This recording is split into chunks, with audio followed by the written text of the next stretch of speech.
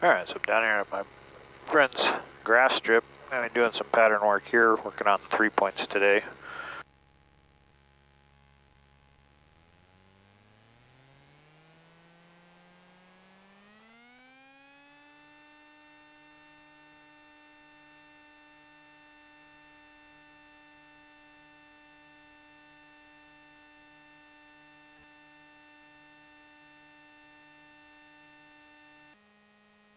So one of the big differences between this Kitfox and my 5 is obviously the weight distribution with having the light combing engine. It was very hard to 3-point my Kitfox 5 with full flaps. You're full up trim and you still couldn't get the tail low enough to touch the tail first. If you took one notch out, you could 3-point, no problem. But that full flaps, just with the weight on those, you couldn't do it. So I kind of got in the habit of doing kind of a modified 3-point into a wheel landing where I set up for the profile for the 3-point, and as soon as I touch, I come forward. So I'm kind of have to relearn how to do the 3 points in the Kitfox because I could never really do it right in my other plane. So this one, you come in, you just kind of flare it to the 3-point, get much slower down in, 40 mile an hour to 38, somewhere in there, when it's actually touching down. So might have a little tailwind now.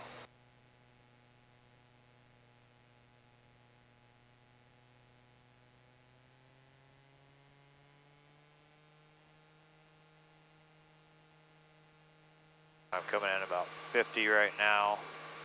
I'm bringing in a little power. I try to flatten it out, get the nose up.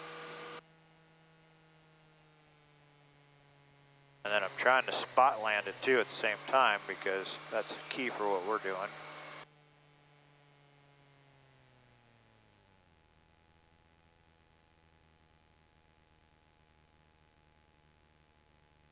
Oh, sliding the wheels. Yeah, it's wet, so. Still felt a little fast, but I think I do have a little bit of a tailwind.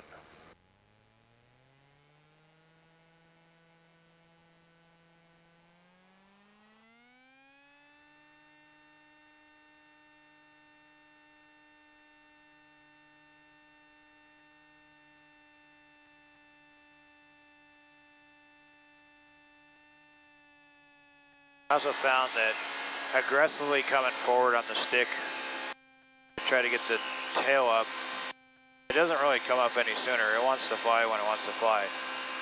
So by going more down trim on takeoff, I'm almost full down trim on takeoff, and just keeping a neutral stick and letting it do it itself. I got the tail suspension, it can handle it. The only time I really want to get that tail up with forward pressure is if I'm on rough terrain. Otherwise, I found that a neutral stick can let it come up on its own, and right when it does, just pull back and you're airborne. So I think that's the shortest way to take off in this thing. I really like that you can trim this one out with full flaps, which is something else you couldn't do with my 5. It's interesting when you have a plane that's set up a little unique to everything else out there, that if you haven't flown the other ones, you don't know how unique yours is. That 5 was a great plane. It just has a lot of different characteristics than this one does because of the weight distribution of that bigger engine.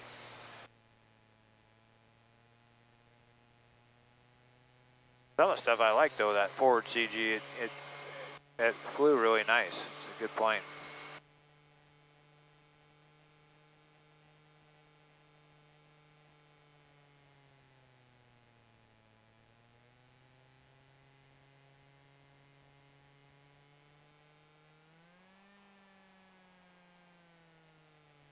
Oh, almost got a bird there.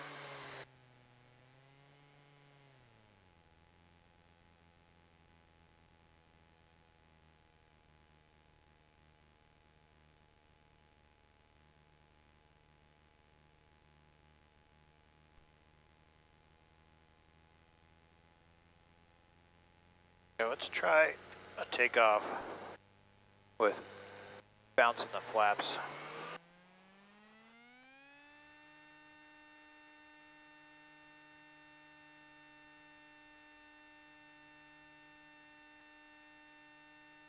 That works, but not any better.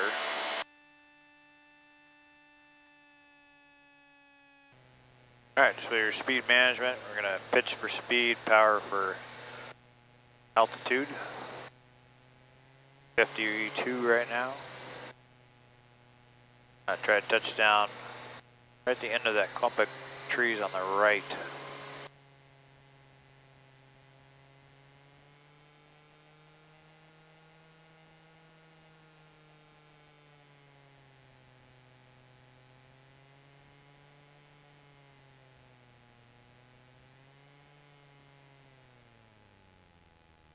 A little early.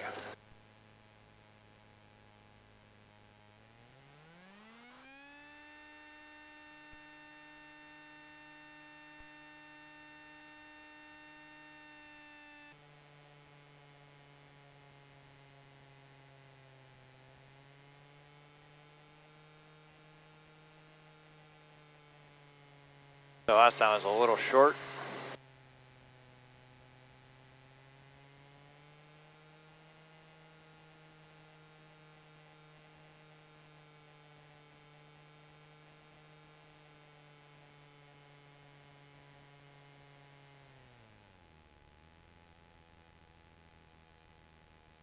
On the spot, that's the way to do it.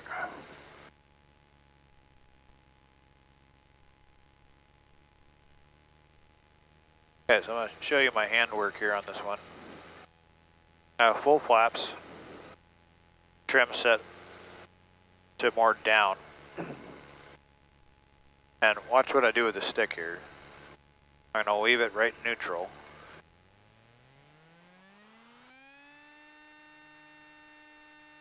Tail wants to come up right there, and I'm just going to pull back and fly right, just like that. Just a little up, then back.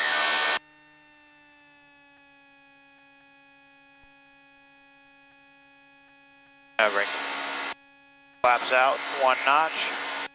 Climbs real nice with 1 notch in, between 60 and 70. A little bit of down trim when I do that.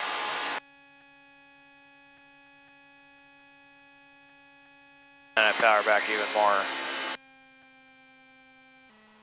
Alright, so I'm going to take them out. This time I'm going to do a simulated STOL drag.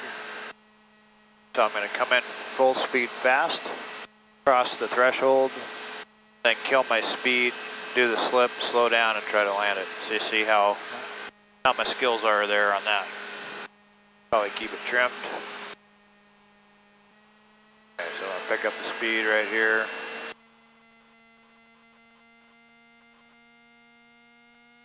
Almost called the midway on the course, the threshold here, so it'll be about 90 miles an hour.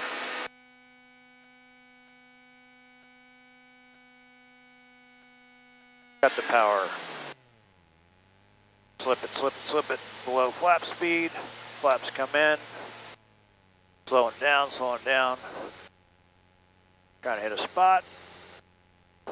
On, brake. Carefully, because it's slight.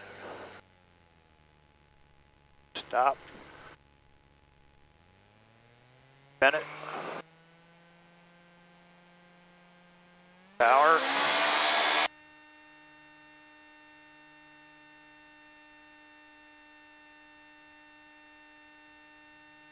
Flaps out, get your speed.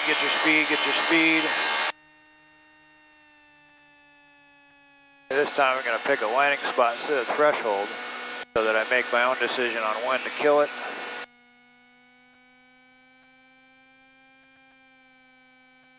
I need to land at the silo.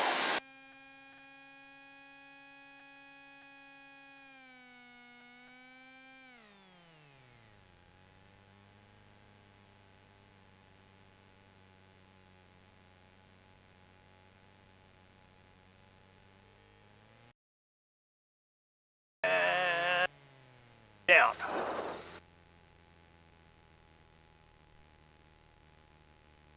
Wait, stop.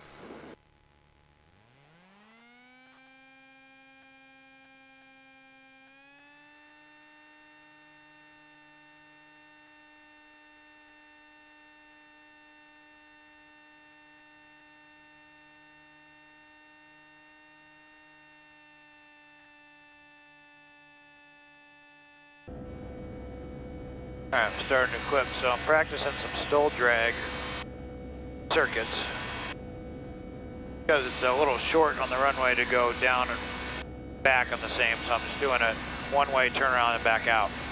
So what I do is I'll approach like I'm just coming into land, but I'm coming in at about 100 miles an hour, crossing the threshold. I've got a spot on the field that I'm choosing to be my turnaround point, or my line that I have to land after. So I'm cutting the throttle, killing the speed, flaps in, trying to get it slowed down and then land before or after that mark that I picked. Come to a stop, turn around, and then blast back out again.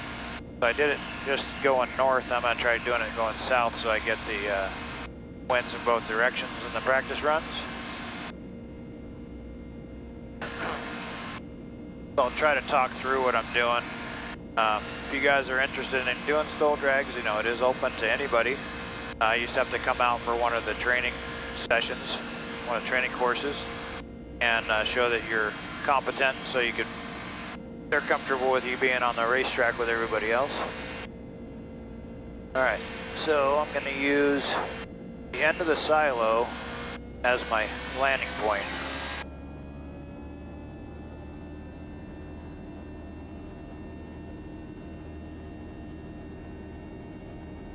Miles an hour, drop the throttle, slip it, kill the speed, kill the speed, kill the speed.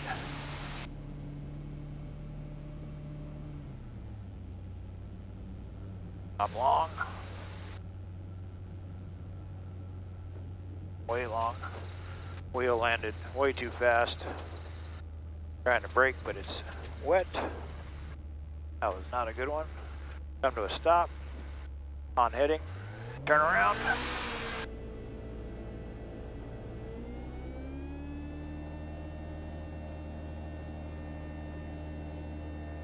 Up, flaps out, pick up speed.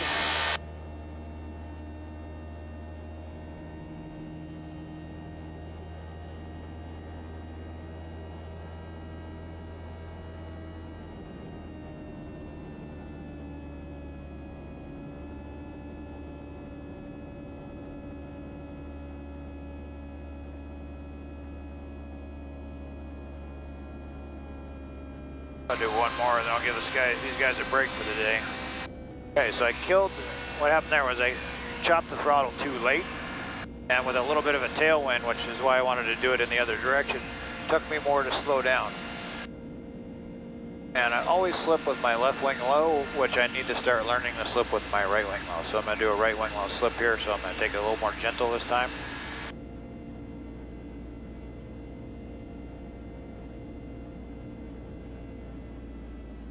All right, chop it.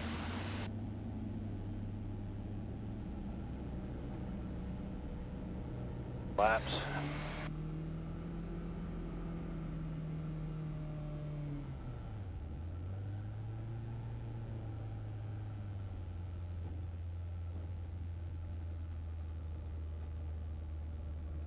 You really gotta be careful braking because it's wet and it just watered the grass here. Just gonna stop, spin it.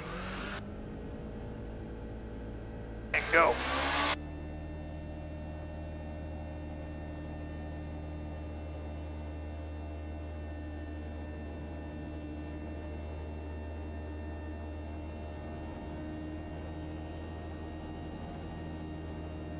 All right, we'll give these guys a break. They're making a lot of noise out here. All right, coming up on day, what are we at, 3 in a row of trying to get 2 to 3 hours a day. So far, hit 3 hours each day, so 9 hours this week. All right, we'll get ready to get going. All right, so what I was trying to achieve with this cooling system and with the new engine, I've totally realized it, is that I can climb indefinitely at whatever power settings I want and stay under temperature, even in hot temperatures outside temperature-wise.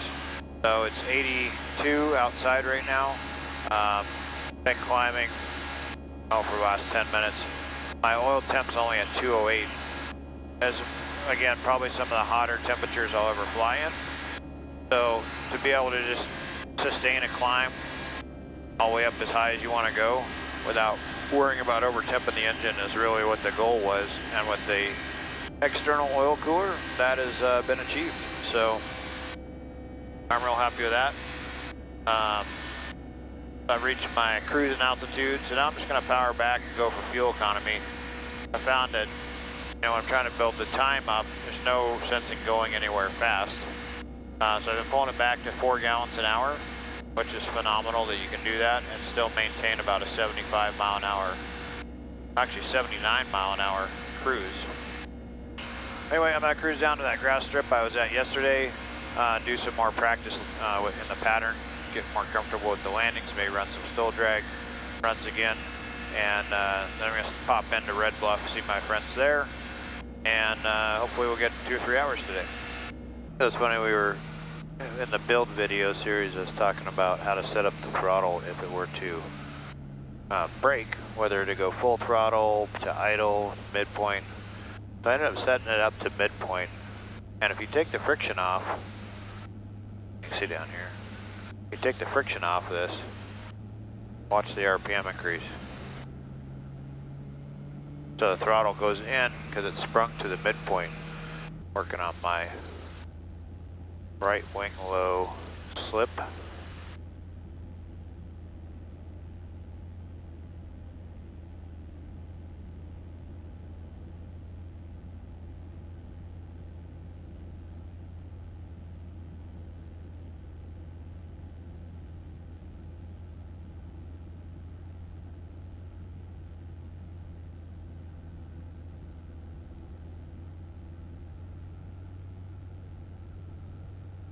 Alright, pitch for airspeed, power for altitude.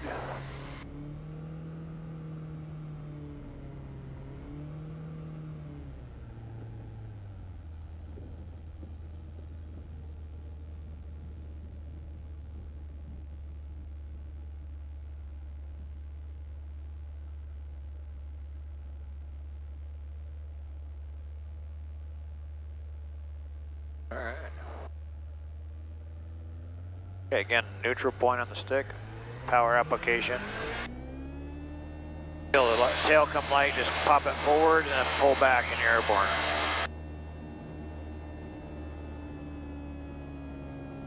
Try to power back, keep it as quiet as possible. I'm in the pattern here for these guys. I don't want to upset their neighbors. I've got my approach speed where I'm in the 40s as I'm getting close to the ground, 45 to 44, right in there. That's much slower than I used to be comfortable flying my Model 5 because it's stalled right there. This one, if you have a little power on it, it stalls down in the 38-ish range. So as long as I'm above 40, I'm pretty good. But keep in mind that 1.3 VSO is there for a reason. That's in case you get a weird wind gust or something. So I went right down the runway.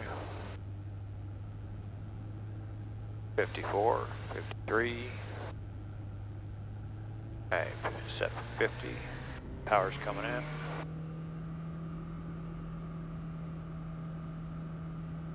$47. Bring it down here. I'm going to flare it out, get a little power.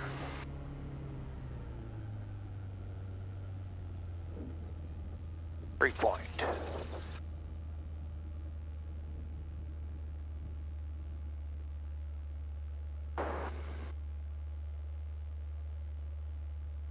Can really flare back a lot further than I thought. That was a full 3-point there on that one. Okay, again, neutral stick, power, light on the tail, nose up. That's about as short as you can go. I bonked the tail on that one, so that was really short takeoff there. And I'm full fuel, so that's a nice strip.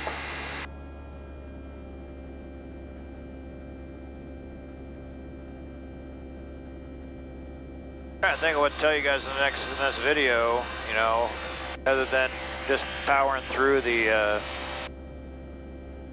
40-hour fly-off. That's kind of what I'm doing right now, is trying to get as comfortable as I can with the airplane. I think one of the things you should consider with the 40 hours is not just checking boxes, but get to the point where you're on that list also of being competent in the plane before you sign it off, allowing yourself to take passengers. My first passenger is going to be my son, one of my sons. He's asked to be the first one to go for a ride in it. So You can imagine the caution that I'm going to have in the competence in the airplane, the engine, and myself before putting him on the airplane.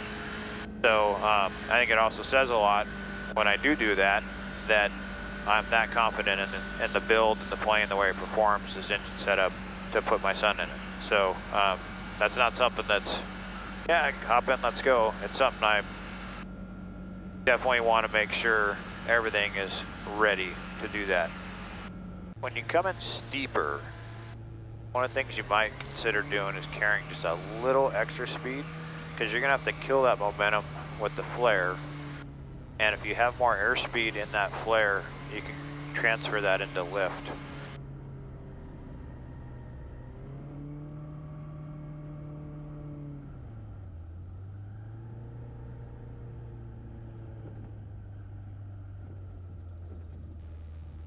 I like these 3 points. You can really plant it.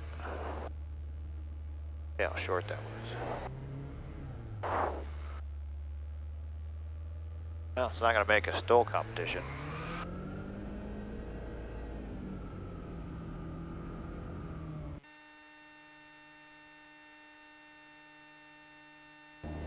Point takes off short. So I don't know if I can get any shorter on the takeoff, but what I'm doing is I'm kind of leaving neutral stick. As soon as the tail gets light, where when you push forward it actually comes up. As soon as I lift it, I pull back again and I'm airborne. So just lift and pull. But you don't have to lift and pull. If you knew right where that was, you could just hold the stick back and it would fly off. But just doing that, you know when it's ready by the feel of the fore and aft. Hope that makes sense. So I'm still hunting for the ground just a little bit. So my flare, I feel like I'm high, but I'm not. And then I kind of chicken out on the full flare because I don't want to drop it. And then it turns out that I'm there. But I need to find that sight picture for the 3-point because I'm not as familiar with it. And then once I get it all figured out, I'm going to change the landing gear and that'll completely change the sight picture. Alright, speed check 54.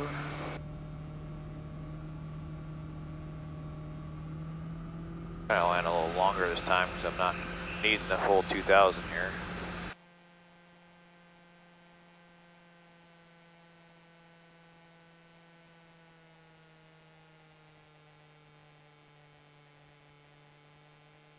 Okay, I've got a spot I'm aiming for.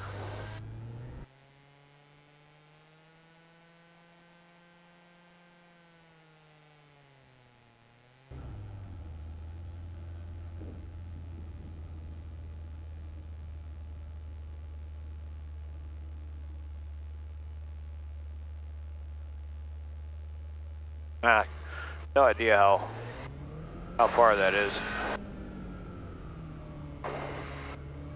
But I'd like to do those, guesstimate about 100 feet. See if I can get off that quick.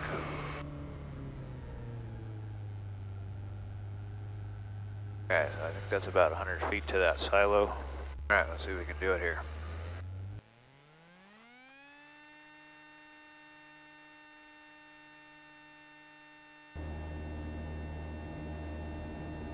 Okay, that was way shorter than my allotted room there that I thought was 100 feet. I was off way before that. I don't know. I'd love to go out and put some measurements down. This thing takes off short. Alright, so we'll use the pivot. Alright, I'm going to try to land at the pivot, then I'll measure using Google Earth or something the distance from the pivot to where I stop. Tail authority, I want to talk about that real quick as I'm coming in to land here. I have not run out of elevator and I don't have the VGs on it yet, so I just wanted to let you guys know that.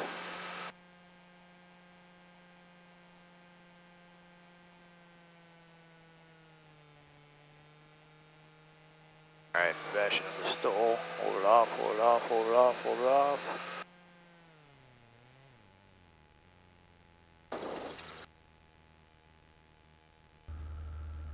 Oh, sliding the tire. Alright, we are 1, 2, not quite 3 sprinklers past the pivot. That is pretty freaking short. And let's do the same thing on takeoff. We'll start there. Don't know, we'll be able to see those sprinklers on the...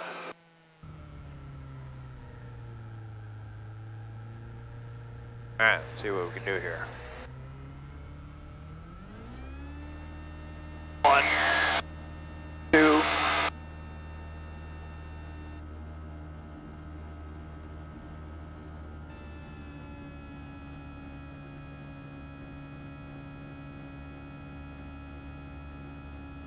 Pretty freaking short.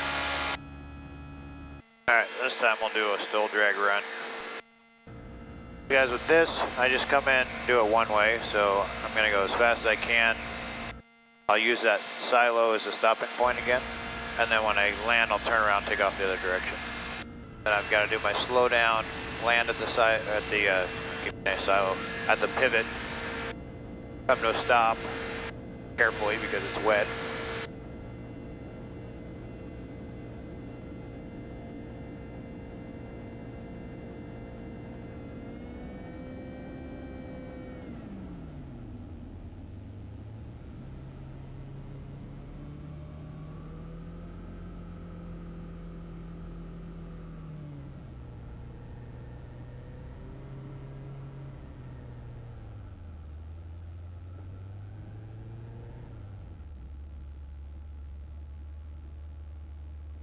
Slide, slide, slide, stop.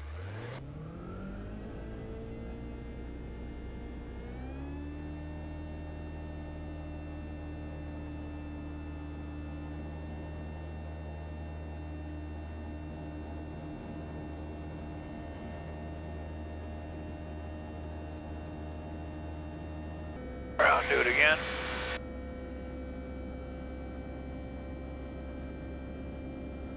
This time I want you guys to see what I'm doing with the seat work and the flap work. Okay, flaps are off, coming in hot.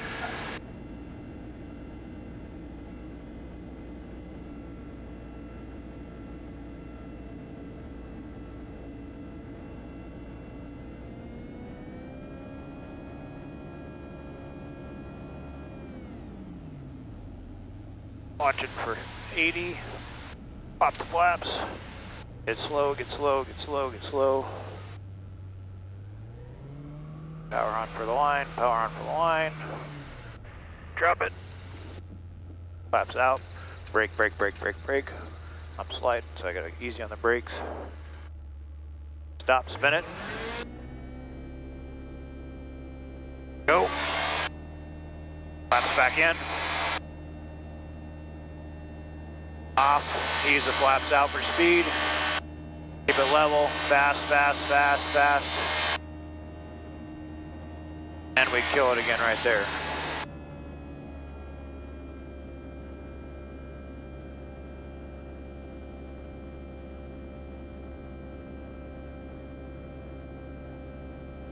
Getting better at it. I don't know if you guys got to see all that with the view, but that's what's going on with the hands and working on a STOL drag. So it's a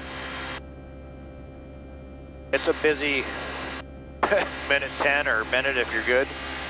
So, all right, I'll leave those guys alone. I've been buzzing up their strip for too long.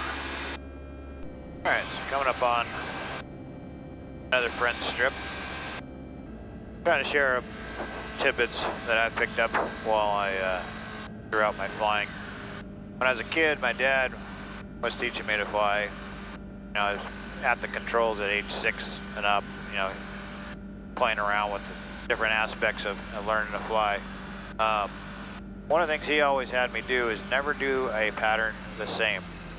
Like if you go to exactly 45 past the numbers to turn your base, then when you get pushed out because of traffic or something, then you're out of your comfort zone. And so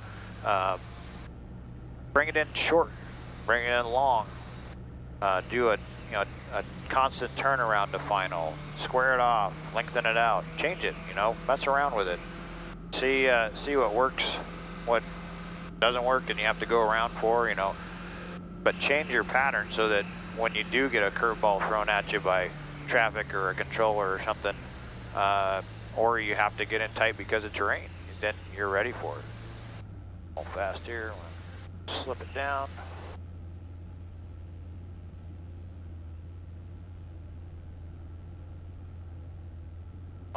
loaded it on, but that was nice.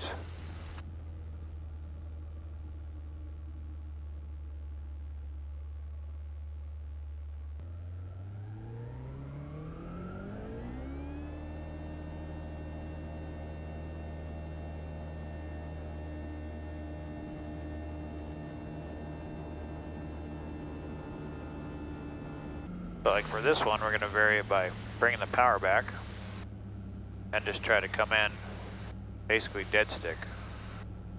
I don't know that I'll clear the power lines. Good. Funny, because when you're trying to make a strip, it doesn't look like you're going to make it, and then when you get close, you're too high.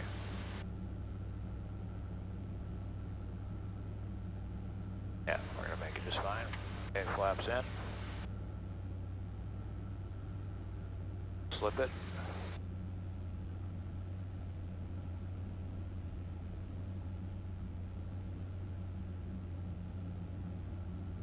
Loaded it pretty bad.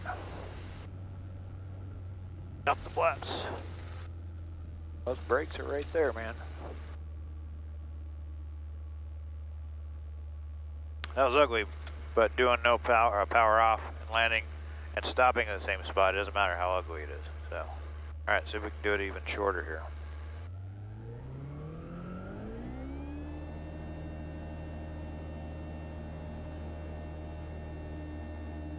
Yep. Wow. Go head over to Red Bluff and do some pattern work there.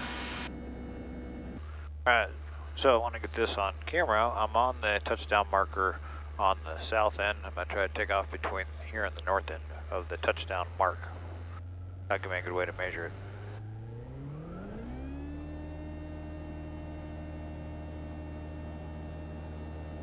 Yep, about 10 feet shy of it. That's freaking awesome.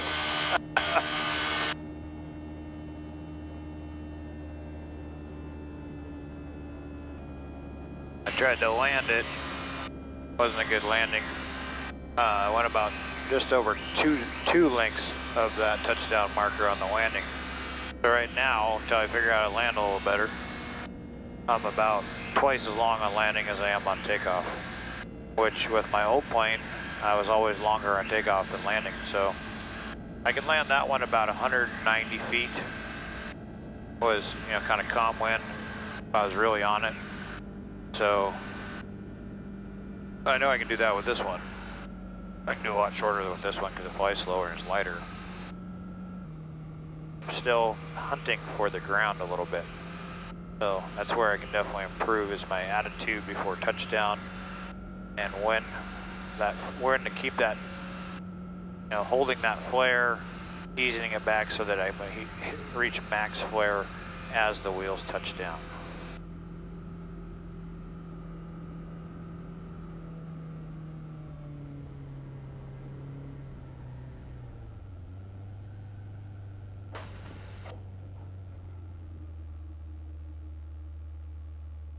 Oh, look at that. Touchdown on him, see it over my shoulder? About 12 feet past. So overall that was a landing about 25 feet longer than the takeoff. That was pretty good.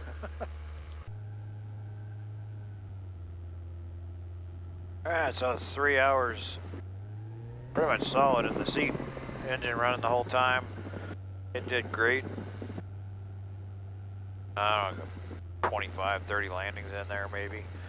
Got a lot more comfortable with that, doing the landings and some of the STOL Drag runs, and just had a good time. It was a good flight. I'm really loving this airplane. It is light, it's powerful, it's takes off so short, it's unbelievable. Lands pretty darn short already with the standard wing.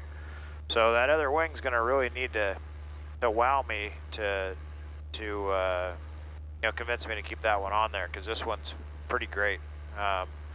Once I get the speed fairings on, see if I can get a little better cruise out of the standard wing, compare that to the new wing, we'll see where we're at. But yeah, overall, that was an awesome flight.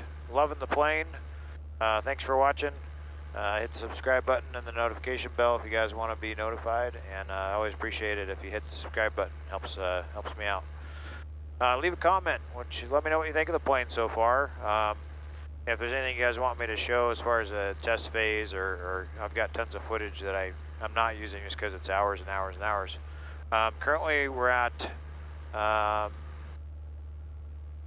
34 hours. So I've got 6 to go. I'll do 3 more tomorrow.